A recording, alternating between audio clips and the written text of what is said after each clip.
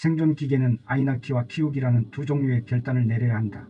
이것은 무의식적으로 행해지는 전략적 조치다. 종의 생태적 특성에 따라 키우기와 낳기에서 구사하는 여러가지 혼합 전략은 진화적으로 안정한 전략이 될 수 있다. 이 장에서는 생존 기계가 새끼를 출산할지 말지를 어떻게 결정하는가에 대해 살펴볼 것이다. 이에 대해서는 집단 선택설과 이기적 유전자론이 있다. 같은 자연계 현상을 두고 두 주장이 내놓은 해석은 각각 다르다. 이 책에서 소개하는 학자는 집단 선택설의 윈 에드워즈, 이기적 유전자론에는 데이비드 렉이다. 인구조절에 있어 집단 선택설은 개개의 동물은 집단 전체의 이익을 위해 의도적이고 이타적으로 출생률을 감소시키고 있다고 주장한다.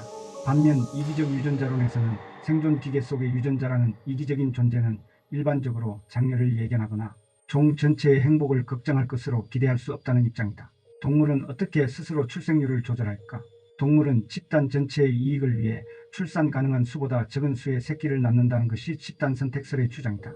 반면 이기적 유전자론에서는 어미새 또는 한 쌍의 짝이 구할 수 있는 먹이와 자원 총량이 그들이 키울 수 있는 새끼 수를 결정하는 요인이라고 주장한다. 영역을 다투는 동물들의 행동도 집단 선택설에서는 먹이를 두고 다투는 것이 아니라 번식의 특권을 두고 다투는 것이라고 주장한다. 또한 높은 사회적 순위도 번식의 자격을 나타내는 하나의 티켓이라고 생각한다. 그러나 이기적 유전자론은 영역이나 순위에서 밀려난 동물들이 싸우지 않고 비번식자의 지위를 받아들이는 것은 집단의 이익을 위한 것이 아니라 장래의 더 좋은 기회에 희망을 거는 것이 가장 좋은 결정이기 때문이라는 것이다. 많은 동물은 큰 무리 속에서 지내는데 이런 무리짓기 행동이 자연 선택되는 이유는 무엇일까? 집단 선택설은 동물이 의도적으로 무리를 짓는 것은 개체군의 밀도를 쉽게 추정하기 위한 것이라고 주장한다. 반면 이기적 유전자론은 새끼를 낳아 길러야 하는 암컷이 본능적으로 개체군 밀도에 따라 자신의 출산율을 조절한다는 것이다. 이런 본능을 악용하여 개체군의 밀도가 마치 큰 것처럼 꾸며 이기적으로 행동하는 개체도 있다. 예컨대 찌르레기의 경우 얼마나 시끄러운지가 개체군 크기를 추정하는 수단이므로 각각의 개체는 있는 힘을 다하여 큰 소리를 질러 자신과 다른 유전자를 가진 개체의 수를 감소시키려 한다는 것이다. 이런 현상은 집단 선택설로 설명할 수 없는 사례다. 자연계에서 새끼를 과다 출산하는 개체가 불리한 이유는 생존하는 새끼의 수가 오히려 적어지기 때문이다.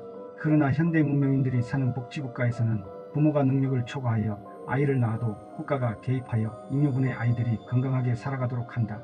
그러나 아이에 대한 생활보장의 특권은 결코 남용되어서는 안 된다. 피임도 종종 부자연스럽다고 비난을 받는다. 그러나 복지국가를 유지하기 위해서는 부자연스러운 산하 제한이 이루어져야 한다. 그렇지 않으면 자연 상태보다 더 비참한 결과에 이를 것이기 때문이다.